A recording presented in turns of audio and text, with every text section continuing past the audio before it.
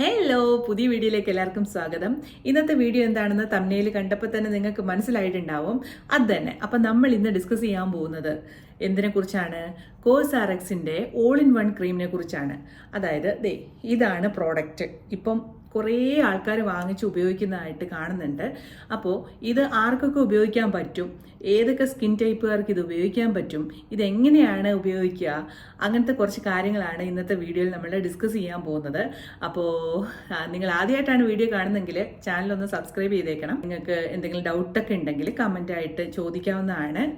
Okay, അപ്പോൾ നമുക്ക് നേരെ വിഷയത്തിലോട്ട് കിടക്കാം. കഴിഞ്ഞ ദിവസം ഞാൻ കോസ്ആർഎക്സിൻ്റെ തന്നെ ഒരു പ്രോഡക്റ്റിൻ്റെ റിവ്യൂ വീഡിയോ ഇട്ടിട്ടുണ്ടായിരുന്നു. അപ്പോൾ അതിലൊരു കമൻറ്റ് വന്നു, ഈ പ്രോഡക്ട്സ് ഒക്കെ എങ്ങനെയാണ് പാച്ച് ടെസ്റ്റ് നടത്തുക എന്നുള്ളത്. അപ്പോൾ അതും ഈ വീഡിയോയിൽ ഞാൻ കാണിച്ചു തരാമെന്ന് വിചാരിക്കുകയാണ്.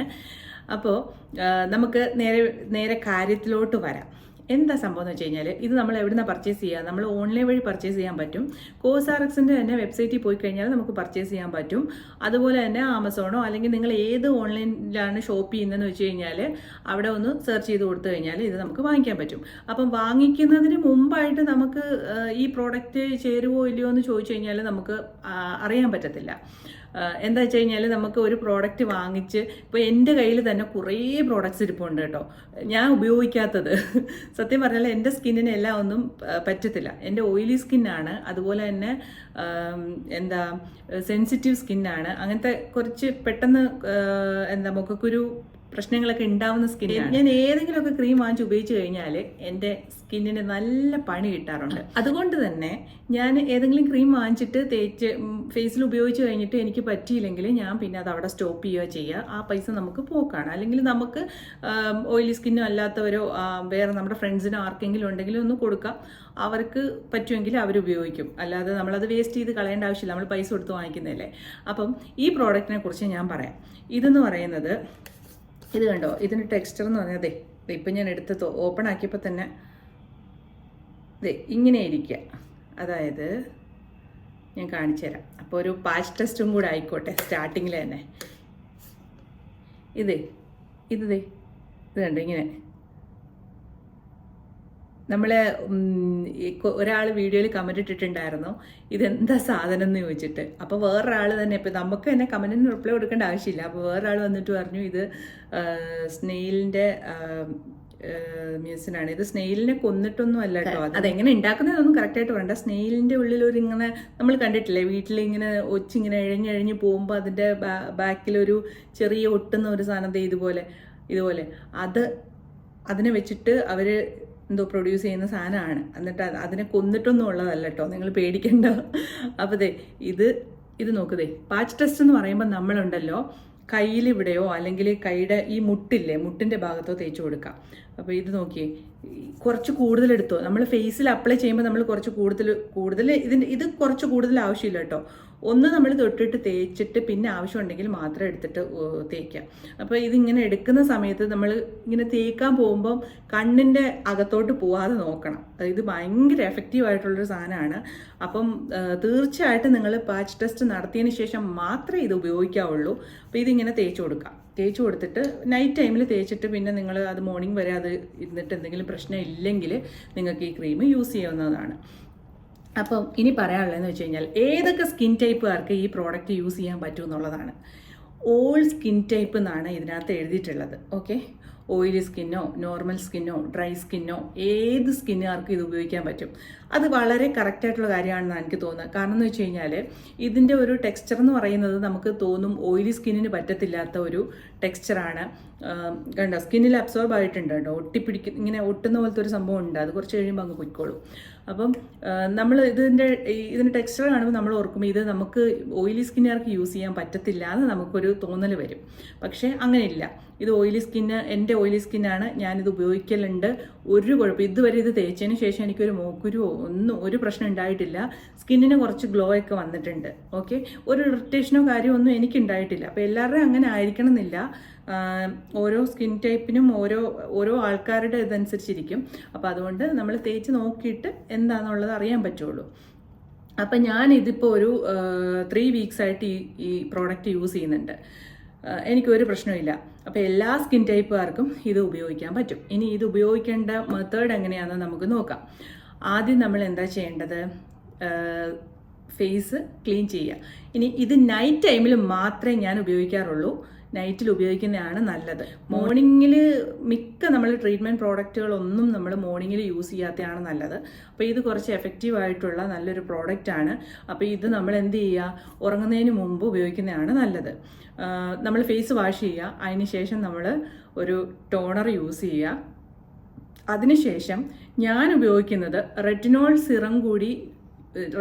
സിറം യൂസ് ചെയ്തതിന് ശേഷമാണ് ഞാൻ ഇത് ഉപയോഗിക്കുന്നത്.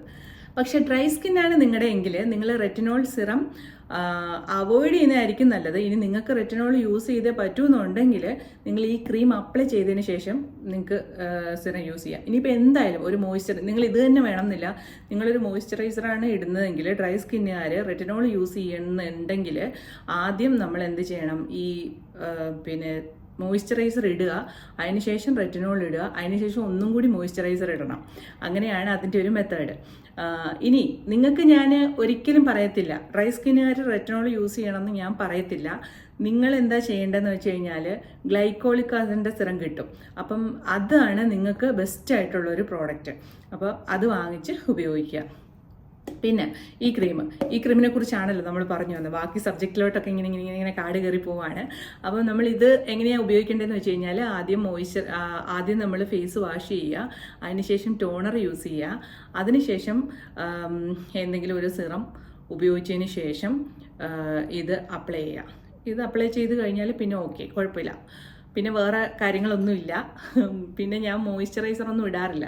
പിന്നെ ഒന്നാമത്തെ ഒരു കാര്യം ഞാൻ പറയാം. അനാവശ്യമായിട്ട് നമ്മൾ ക്രീമുകൾ യൂസ് ചെയ്ത് കഴിഞ്ഞാൽ നമുക്ക് ബുദ്ധിമുട്ടുകളുണ്ടാവും. ഞാൻ കഴിഞ്ഞ ഒരു ദിവസം ഞാനിത് ഭയങ്കര എഫക്റ്റീവായിട്ടുള്ള പ്രോഡക്റ്റാണെന്ന് പറയാൻ കാരണം അതാണ്. ഒരു ദിവസം ഞാനിത് റെറ്റിനോൾ തേച്ചു, എന്നിട്ട് ആദ്യം ഇത് തേച്ചു, അത് കഴിഞ്ഞ് റെറ്റിനോൾ തേച്ചു, അത് കഴിഞ്ഞിട്ട് ഞാൻ എന്ത് ചെയ്തു, വീണ്ടും ഇത് ഉപയോഗിച്ചു.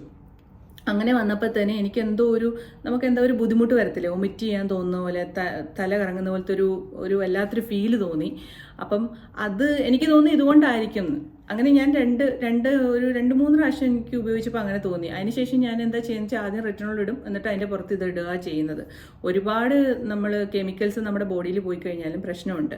അപ്പം അത് നമ്മൾ വളരെ കെയർഫുൾ ആയിരിക്കണം. അപ്പോൾ ഇത് ഭയങ്കര അടിപൊളി ഒരു പ്രോഡക്റ്റാണ് കേട്ടോ. ഇത് തേച്ച് കഴിഞ്ഞിട്ടുണ്ടെങ്കിൽ നമ്മുടെ സ്കിന്നിന് ഭയങ്കര സൂപ്പറാണ്. അപ്പം വേറൊരു കാര്യമുണ്ട്, നമ്മൾ ഇതൊക്കെ ചെയ്യുമ്പോഴും നമ്മുടെ കണ്ണിന് ചുറ്റുമുള്ള ഏരിയ ഇത് ടച്ച് ചെയ്യാൻ പാടില്ല. വളരെ കെയർഫുൾ ആയിരിക്കണം. കണ്ണിന് ചുറ്റും നമ്മൾ എന്ത് ചെയ്യുക, ഈ ക്രീമുകളൊന്നും കണ്ണിൻ്റെ ഏരിയയിലോട്ടേ കൊണ്ടുപോകാൻ പാടില്ല. അത് നമ്മൾ ഭയങ്കരമായിട്ട് ശ്രദ്ധിക്കേണ്ട ഒരു കാര്യമാണ്. പിന്നെ കുട്ടികളുള്ളിടത്ത് നിന്ന് ഇത് മാറ്റി വയ്ക്കുക. പിന്നെ കുട്ടികൾക്കൊന്നും ഈ ക്രീം ഞാൻ സജസ്റ്റ് ചെയ്യത്തില്ല. 20 ഇയേഴ്സിന് മുകളിലോട്ടുള്ളവർക്ക് വേണമെങ്കിൽ യൂസ് ചെയ്യാവുന്നതേ ഉള്ളൂ. ജെന്യൂനായിട്ട് ഞാൻ പറയുകയാണെങ്കിൽ കോസാറക്സിൻ്റെ ഈ ഒരു പ്രോഡക്റ്റ് എന്ന് പറയുന്നത് സൂപ്പറാണ്. ഇനി ഞാൻ പറഞ്ഞു, ഇത് നമ്മൾ കണ്ണിൻ്റെ ചുറ്റുമുള്ള ഏരിയയിൽ ഇത് ഉപയോഗിക്കാൻ പാടില്ല എന്ന് പറഞ്ഞു. അപ്പോൾ കണ്ണിന് വേണ്ടിയിട്ട് ഐ ക്രീം എന്ന് പറഞ്ഞിട്ട് സെപ്പറേറ്റ് നമുക്ക് വാങ്ങിക്കാൻ കിട്ടും. അപ്പോൾ അതിൻ്റെ ഒരു വീഡിയോ ഞാൻ ചെയ്യാം. കോസാറക്സിൻ്റെ തന്നെ ഐ ക്രീം ഞാൻ ഓർഡർ ചെയ്തിട്ടുണ്ട്. അത് ഉപയോഗിച്ചതിന് ശേഷം എങ്ങനെയുണ്ട് എന്നുള്ളത് നോക്കിയിട്ട് ഞാൻ നിങ്ങൾക്ക് അത് സജസ്റ്റ് ചെയ്യാം. കാരണം നമ്മൾ ഇത്രയും ഫേസിൻ്റെ എല്ലാ ഏരിയയും നമ്മൾ കവർ ചെയ്ത് പോകുമ്പോഴത്തേനും നമ്മൾ കണ്ണിന് ചുറ്റുമുള്ള ഏരിയ നമ്മൾ വിട്ട് കളയുമ്പം ആ ഭാഗത്ത് ചെറിയ ഡാർക്ക് ഡിസ്കളറേഷൻ ഉണ്ടാവാനുള്ള ചാൻസ് ഉണ്ട്. അപ്പോൾ അതുകൊണ്ട് നമ്മൾ ഐ ക്രീമും കൂടെ ഉപയോഗിക്കണം എന്നാണ് എൻ്റെ ഒരിത്. ഓക്കെ, അപ്പോൾ ഏതായാലും ഇത് അടിപൊളി ഒരു പ്രോഡക്റ്റാണ്. നിങ്ങൾക്ക് 100% ഉറപ്പായിട്ട് നിങ്ങൾക്ക് വാങ്ങിച്ച് ഉപയോഗിക്കാവുന്നേ ഉള്ളൂ. ഉപയോഗിക്കുന്നതിന് മുമ്പ് ടെസ്റ്റ് ചെയ്യുക, കയ്യിൽ തേച്ച് നോക്കിയിട്ട് അത് പറ്റുന്നുണ്ടെങ്കിൽ മാത്രം ഒരു ഇറിറ്റേഷനോ അല്ലെങ്കിൽ നിങ്ങൾക്ക് സ്കിന്നിൽ റെഡ് കളറിൽ വരെയോ അങ്ങനെ ഒരു പ്രശ്നങ്ങൾ ഇല്ലയെന്ന് ഉറപ്പ് വരുത്തിയതിന് ശേഷം മാത്രം ഇത് ഉപയോഗിക്കുക. 20 ഇയേഴ്സിന് മുകളിലോട്ടുള്ളവർ മാത്രം ഉപയോഗിക്കുക. നമ്മളിപ്പം ഏത് വീഡിയോയിൽ കണ്ടിട്ടായാലും ഒരു പ്രോഡക്റ്റ് വാങ്ങിച്ച് ഉപയോഗിക്കുമ്പോൾ അത് വളരെ ശ്രദ്ധിക്കണം. കാരണം ചിലരൊക്കെ പ്രൊമോഷൻ കാര്യങ്ങളൊക്കെ ആയിട്ട് ചെയ്യുന്നവരുണ്ടാവാം. ഇപ്പോഴുള്ളവരൊക്കെ ജെന്യൂനായിട്ട് ചെയ്യുന്നതെന്നാണ് എൻ്റെ ഒരു വിശ്വാസം. എങ്കിലും നമ്മളുടെ സ്കിന്നും നമ്മളുടെ ശരീരമൊക്കെ ആണല്ലോ. അപ്പോൾ നമ്മൾ വളരെ ശ്രദ്ധിച്ചിട്ട് ചെയ്യുക.